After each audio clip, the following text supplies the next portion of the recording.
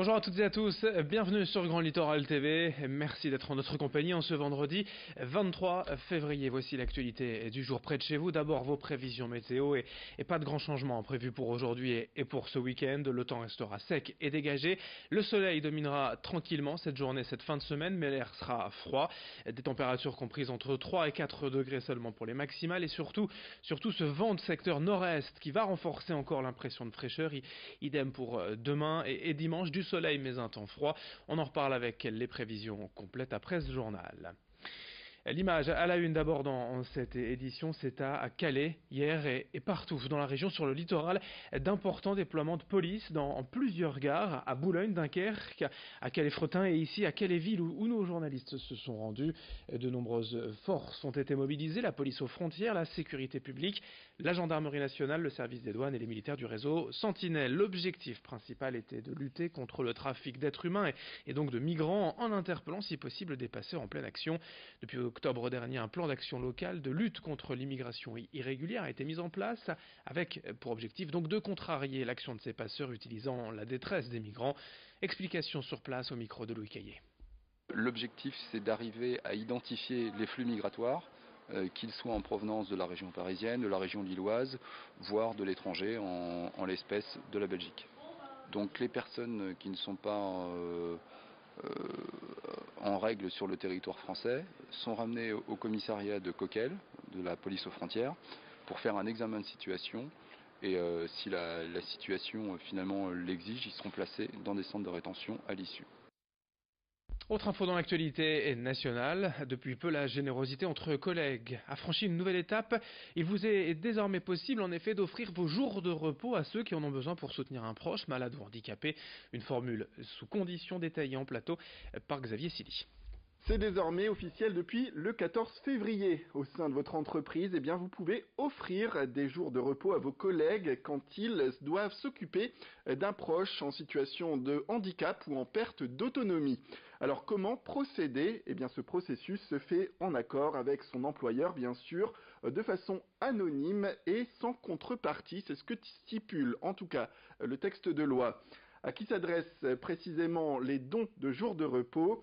La personne en perte d'autonomie ou handicapée peut être le plus souvent un membre de la famille, ça peut être un conjoint, un concubin, mais aussi un partenaire de Pacs, de même qu'un ascendant ou un descendant, tout simplement.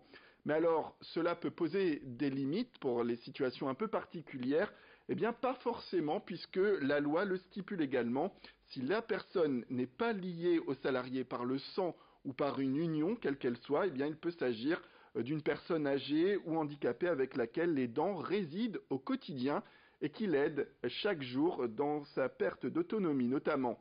Y a-t-il des contraintes du coup pour pouvoir donner des jours de repos à ce salarié qui en a besoin ? Oui, sachez-le, les salariés doivent pouvoir jouir d'un socle minimum de repos, c'est la loi. Et la loi impose donc 24 jours ouvrables. Ainsi, si un salarié possède 30 jours de congé annuel, il devra faire le calcul 30 jours moins 24 jours qu'il doit obligatoirement prendre. Et donc, il pourra ainsi accorder à son collègue 6 jours maximum de congé. Voilà pour ces informations. Sachez pour finir que les bénéficiaires de jours cédés sont rémunérés bien sûr au même titre que s'ils prenaient des congés. Dans ce journal, également des images de la première conférence de l'association Précocéo. C'était mercredi soir à Dunkerque. Un rendez-vous pour informer, accompagner et aider les personnes dites précoces, qu'elles soient jeunes ou adultes. Hypersensibles, émotives, stressées, parfois incomprises, les personnes diagnostiquées précoces doivent parfois faire face à des situations compliquées et les parents sont bien souvent démunis car la précocité chez les enfants peut se traduire notamment par un échec scolaire. Le diagnostic en fait n'est pas établi suffisamment tôt. Si vous êtes en tout cas intéressé pour assister à une conférence ou tout simplement poser vos questions, vous renseigner à ce propos, l'association se réunira de nouveau pour une conférence débat et un café débat les 21 avril et 13 juin à chaque fois à Dunkerque. Explication au micro de Louis Caillé.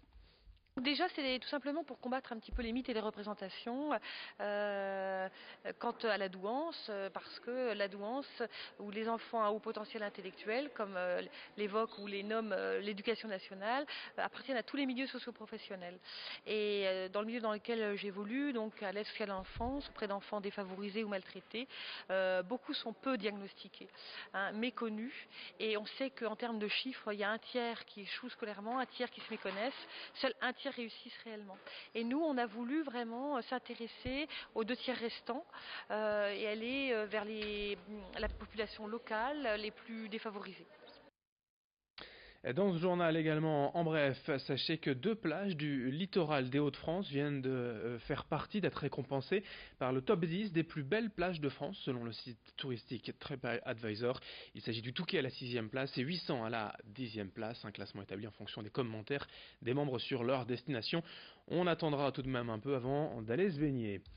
Et pour finir aussi ce journal, quelques images pour les plus gourmands. Hier au lycée professionnel et hôtelier Saint-Pierre de Calais avait lieu la finale régionale du championnat de France des desserts. 8 candidats juniors le matin et 7 professionnels l'après-midi ont tenté de convaincre les 2 jurys en réalisant 10 desserts similaires, uniques et jamais proposés.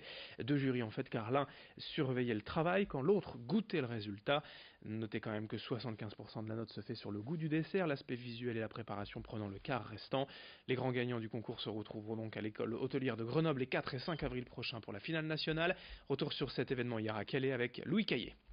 Je devais faire mon dessert pour 10 chefs, 10 assiettes plutôt. Et donc mon dessert s'appelle l'une d'essence. Donc c'est un sablé spéculoos, un crémeux passion, un craquelin et une mousse au thé chai. J'avais pensé à ce que je voulais marier et ça s'est assemblé petit à petit. Au départ, beaucoup de stress ce matin, ouais. Et pendant l'épreuve, aucun. On se concentre et puis on y va. On termine avec le programme sport du week-end en football. En national, c'est la 23e journée. Et ce soir, 2 déplacements pour nos clubs du littoral.